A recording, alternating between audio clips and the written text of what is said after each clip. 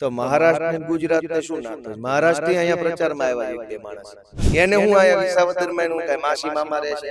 હવે સીઆર પાટીલ ને આટલી ખબર નથી પડતી કે હાથે કરીને આડું બોલે છે. એને તમે પૂછો. એટલે 160 એંધાણિયા પહેલે જ ત્યાં મૂકેલા છે. એક રખોપ્યો લેવાનો જે થયું હવે અત્યારથી બસ હવે તો માન્ય રાખો. આ જે અત્યારે અહીંયા માઇકમાં કીધા એ જ બધા મુદ્દાઓ. જયેશભાઈ એનો જવાબ આપો. દુકાન તો અત્યારે બંધ છે. 19 ની ક્યાં વાત? 87 વિધાનસભા વિસાવદર ચૂંટણીમાં જીત હાંસલ કરવા માટે તમામ પક્ષો એડી ચોટીનું જોર લગાવી રહ્યા છે.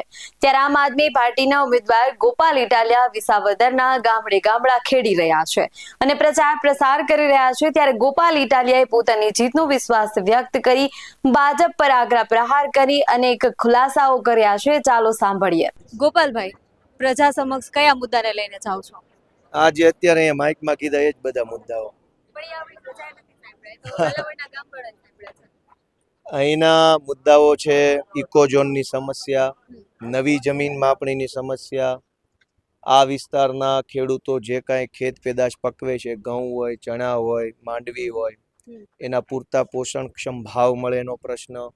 રત્ન કલાકારોને અત્યારે હીરામાં મંદી છે તો એને વૈકલ્પિક રીતે શું સરકાર તરફથી મદદ થઈ શકે, એમના બાળ બચ્ચાઓના ભણતર અને આરોગ્ય માટે શું થઈ શકે એ મુદ્દો છે.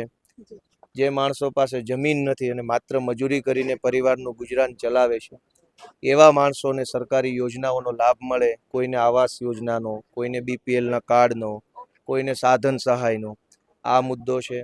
આ સિવાય માલધારી પશુપાલક વર્ગના પ્રશ્નો છે કે અનેક ગામડાઓમાં પશુપાલન કરનારા વ્યક્તિઓને પશુ ચરાવવાની વ્યવસ્થા નથી, જંગલ ખાતાવાળા જંગલમાં જવા દેતા નથી.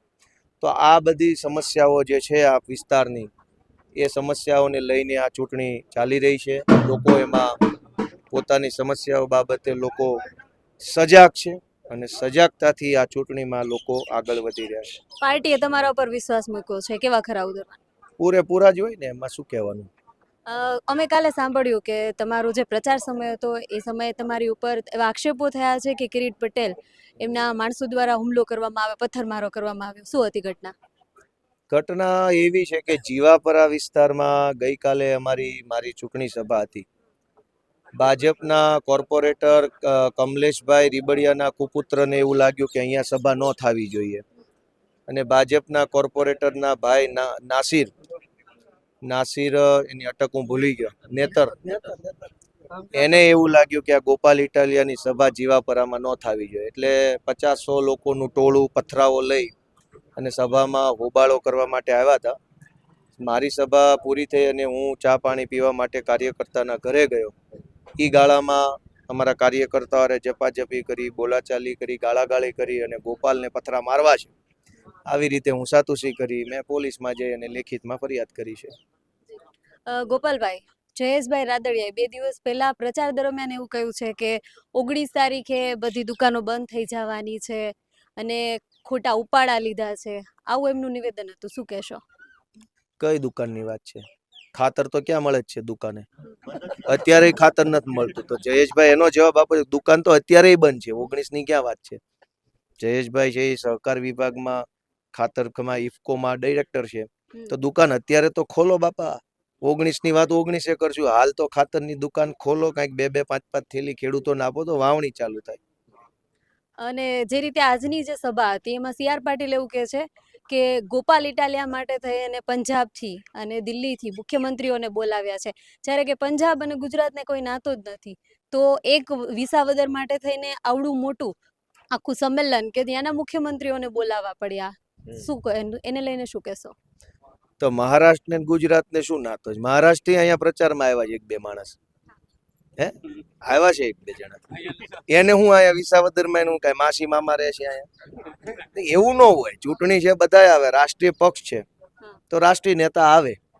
હવે સીઆર પાટીલ ને આટલી ખબર નથી પડતી કે હાથે કરીને આડું બોલે છે, એને તમે પૂછો. અમે રાષ્ટ્રીય પક્ષ છીએ. રાષ્ટ્રીય પક્ષ એટલે રાષ્ટ્રીય નેતૃત્વ તો આવે કે ન આવે? તો એમાં ખોટું ક્યાં છે? એટલે એવી બધી વાહિયાત વાત કરવાના બદલે સીઆર પાટીલે ભેસાણ અને વિસાવદરની જનતાને ચોખ્ખા શબ્દોમાં હા કે નામાં કેવું છે કે ઇકોઝોન રહેશે ઘટશે. ઈ કેમ વાત નથી કરતા? નવી જમીન માપણી રદ થશે કે ચાલુ રહેશે? એની માહિતી કેમ સી.આર. પાટીલ નથી આપતા? આ વિસ્તારમાં ટેકાના ભાવના ખરીદી કેન્દ્રોમાં જે ભ્રષ્ટાચાર થયો છે એ ભ્રષ્ટાચાર ભાજપના માણસોએ કર્યો છે અને એ પૈસા ઉપર સુધી આવ્યા છે કે વચ્ચેવાળા ખાઈ ગયા છે એનો ખુલાસો સી.આર. પાટીલ નથી કરતા. સૌની યોજનાનું પાણી અનેક ખેતરે નથી પહોંચ્યું તો એનો ખુલાસો સી.આર. પાટીલ ભાષણમાં નથી કરતા. કેજરીવાલને ગાળો દેવાથી અહીંના ખેડૂતને શું ફાયદો છે?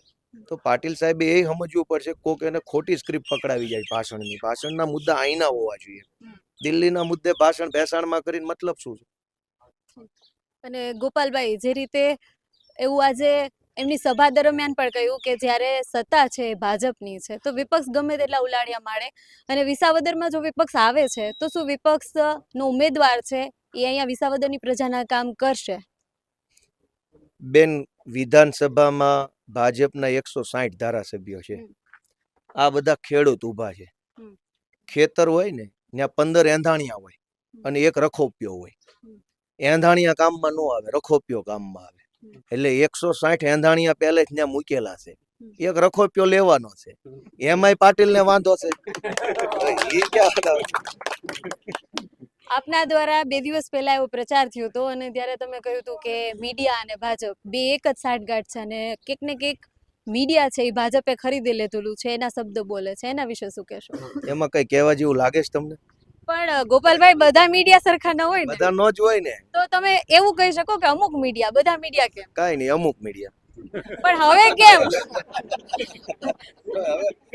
હવે જે થયું હવે અત્યારથી બસ હવે તો માન્ય રાખો. ત્યારે ગોપાલ ઇટાલિયા પોતાની જીતના દાવા સાથે ભાજપને આડે હાથે લીધું હતું અને અનેક મુદ્દે ભાજપ પર આક્ષેપો કર્યા. ત્યારે વિસાવદર બેઠક પર ગુણબાજી મારશે તે તો આવનાર 19 તારીખે થનાર મતદાન પર જ નક્કી થશે. આ વિશે આપનું શું કહેવું છે અમને કમેન્ટ કરી જણાવજો. આવા જ વધુ અહેવાલો સાથે મળતા રહેશું. તમે અમારી YouTube ચેનલને સબસ્ક્રાઇબ કરવાનું અને અમને Facebook અને Instagram પર ફોલો કરવાનું ભૂલશો નહીં. બાકી અવનવી અપડેટ માટે આપ જોતા રહો BS9 TV ન્યૂઝ. નમસ્કાર.